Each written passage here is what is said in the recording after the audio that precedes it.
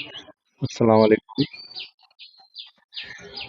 আহ, একটা টপিক আলোচনা করতে এলাম।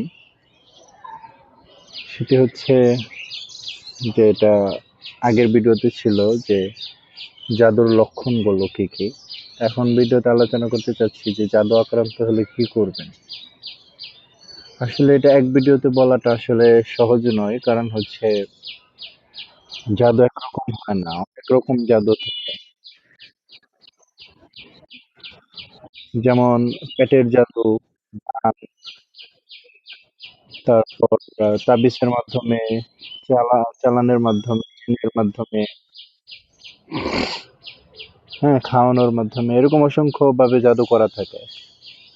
কাপড় নিয়ে, চুল নিয়ে, নখ নিয়ে জাদু করা থাকে। তো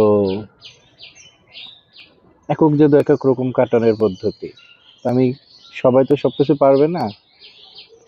তো কিছু অল্প কিছু যেগুলো পারা সম্ভব প্রায় মানুষের, সেই বিষয়ে কথা বলতে চাচ্ছি। সেটি হচ্ছে যেমন সে প্রতি রাতে খায়, মানে স্বপ্নে সে খায় এবং তার পেটে বিভিন্ন রকম গ্যাস বা জ্বালা যন্ত্রণা করে, বা তার খাবারের রুচি কমে গেছে, এরকম যদি সমস্যা ভুগে সে, তো তার জন্য সে করবে হচ্ছে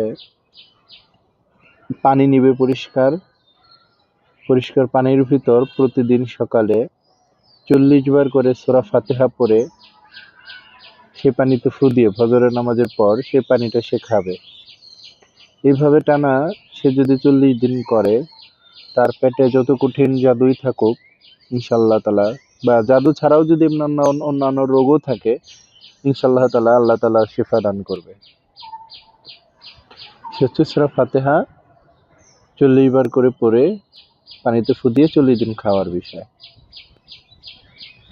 এটা হচ্ছে সকলেই পারবে এবং সহজ বিষয় এবং খুব কার্যকর।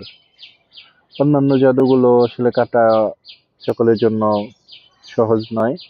কেউ যদি ভিন্ন জাদুতে আক্রান্ত হয়ে থাকেন, ভিন্ন কোনো সমস্যায় ভুগে থাকেন, কোনো চিকিৎসকের বা আমাদের সাথেও যোগাযোগ করতে পারেন। আমরা ইনশাল্লাহ তার সমস্যা অনুযায়ী সমাধান বা চিকিৎসা করার চেষ্টা করব।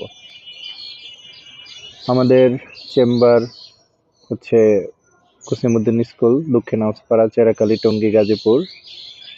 কেউ আসতে চাইলে আসতে পারেন। আমাদের হোয়াটসঅ্যাপ নাম্বার 014048481999। এখানে যোগাযোগ করবেন। আর আমাদের ভিডিও ভালো লাগলে লাইক কমেন্ট করুন। আপনি কি সমস্যায় ভুগছেন কমেন্টে জানান। আপনার সমস্যা অনুযায়ী সমাধানের রাস্তা দেখানো হবে। ধন্যবাদ। আসলে সকালবেলা অতটা প্রস্তুতি নিয়ে আসা হয় না, পুকুর ঘাটে বসেই জাস্ট ভিডিও করি।